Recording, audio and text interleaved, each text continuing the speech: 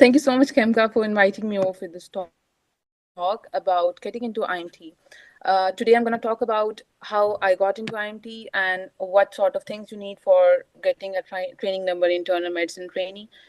Um, so, I was fortunate enough to get into my internal medicine training within 6 months of my non-training NHS job, and I would like to mention I ranked really well in my interview as well. So, for IMT, you need there are two domains you need to cover. One is pre-interview scoring domain. That is something you complete tick boxes, as Dr. Asif already mentioned, and then once you are longlisted for your interview, you are interviewed, and then your rank and your training number entirely depend upon your interview score. So I'm going to briefly touch the pre-interview scoring domain and discuss the points that we need to tick box before the interview, and share my experience that what I have done in that brief period of time and how I got it. So for internal medicine training, this year the total score is 30 points, and all this information is very detailedly available on the IMT recruitment site, and you can go through it. Each of the section is very well mentioned and very well explained on the site. You might need to give it a read, but I would try to wrap it up and briefly touch every section. So it consists, the 30 points are divided over six sections that involves your publications, your postgraduate qualifications, your presentations, your training and teaching, your teaching experience, and quality improvement project. So that is the way they have divided the pre-interview scoring into different sections, and depending upon that scoring number, you are invited to an interview. The last I remember, this year the cutoff was 15 out of 30, and then people were invited for an interview depending on the score. So, out of these six sections, how I did it in that small period of time, I targeted those things that are easily achievable first, and then I look into bigger things. Like, I want to start from quality improvement project, and I'm gonna share my screen. So I'm taking you guys to the site, and then I'm gonna briefly talk about each and everything. Is it okay, Dr. Aisha? Are you able to see this? Perfect. Yeah. So as you can see, this is the site. All the information is detailedly available. As you can see, there are six sections, including postgraduate, presentation, publications, teaching experience, training and teaching, and QI. I want to start from QI, because I feel like this is the max score you can easily achieve in small period of time. So depending upon your involvement in the audit cycle, you gain number out of this section. So what I did, if you have done 2 cycles of audit, um, it qualifies as a quality improvement project, and that way you can secure max score out of this domain, that is 4.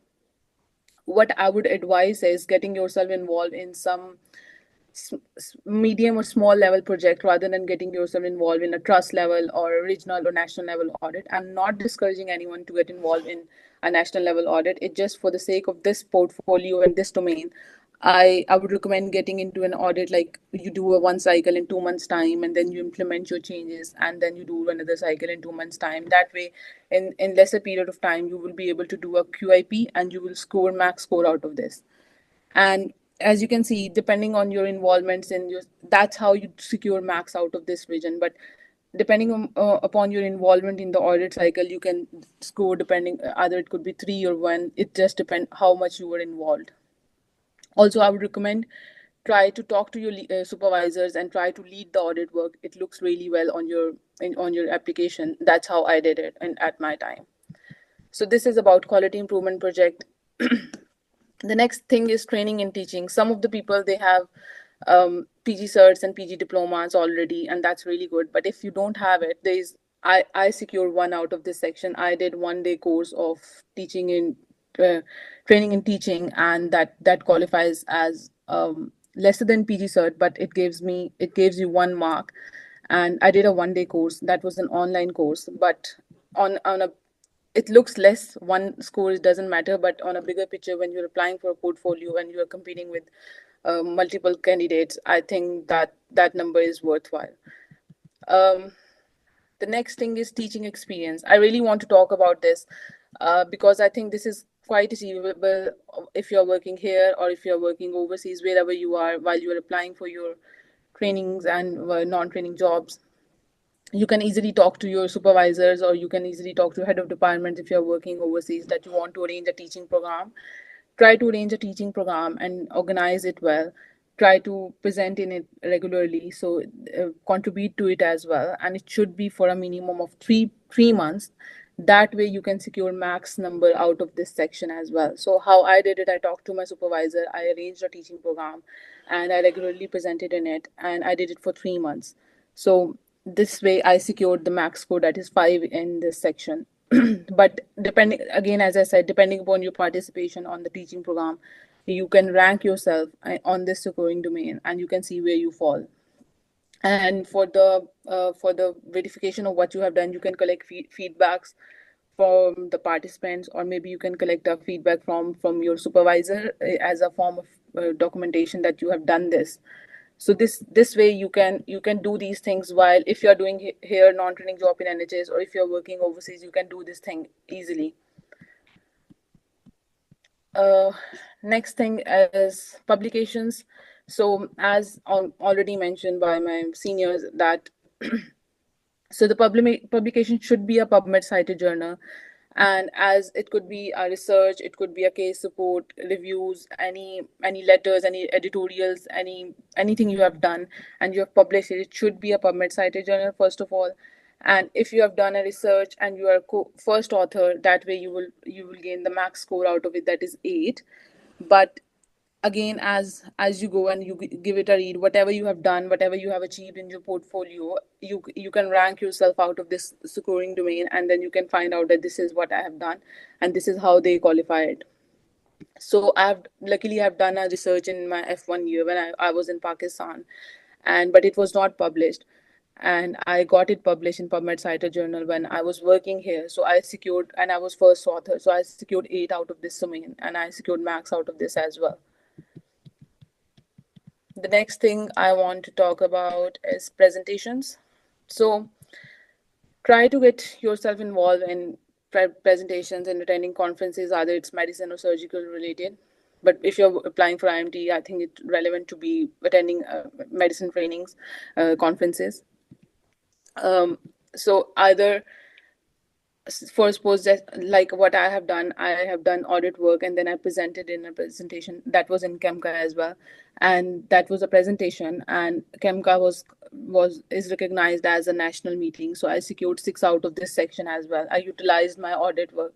But if you have done any research, or if you have done any case support, or if you want to present your audit work, you can easily present it as a poster, as a presentation, and then depending upon the what level of meeting you are attending, either it's a national or international meeting, or either it's a regional or local meeting, you can rank yourself in the scoring domain, and you can find out like how they are qualifying this.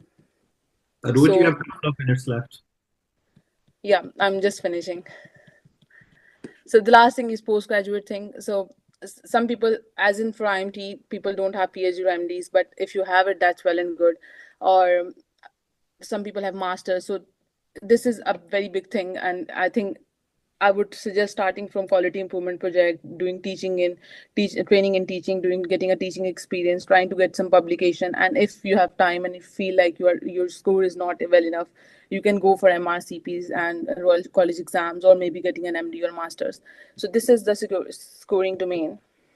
And once you have qualified this, and you have got you have got long listed, you get an interview invite. Regarding an interview, the thing I wanted to talk about interviews, people when they are shortlisted, they don't take interviews very well, and they don't prepare well for it. I would highly recommend to prepare well for the interview. You are competing with people and candidates from all over the world, and I think, and those 30 minutes are deciding your fate for next 3 years. So prepare well for your interview. Try to do practice with your colleagues, maybe your supervisor, maybe registrars or consultants, whosoever you have with you and they're available, or maybe book a course for interview. Try to give your max for the interview thing, and depending on the interview that Dr. Tuki is going to discuss, you get a training number, you get a rank, and then you give your preference list, and then you get your training in the location you have provided, depending upon the rank you have got. So this is my bit, what I have done. in my non-training year, in my 6 months of non-training job before my training application. So look, sit down with this, open the site, sit down with yourself, have a look what you have got, what you have lacking in this training and application scoring domain, and try to work on it. And best of luck for your application. And if you have any questions, I'm dropping my email address. I'm more than happy to help and answer all your questions.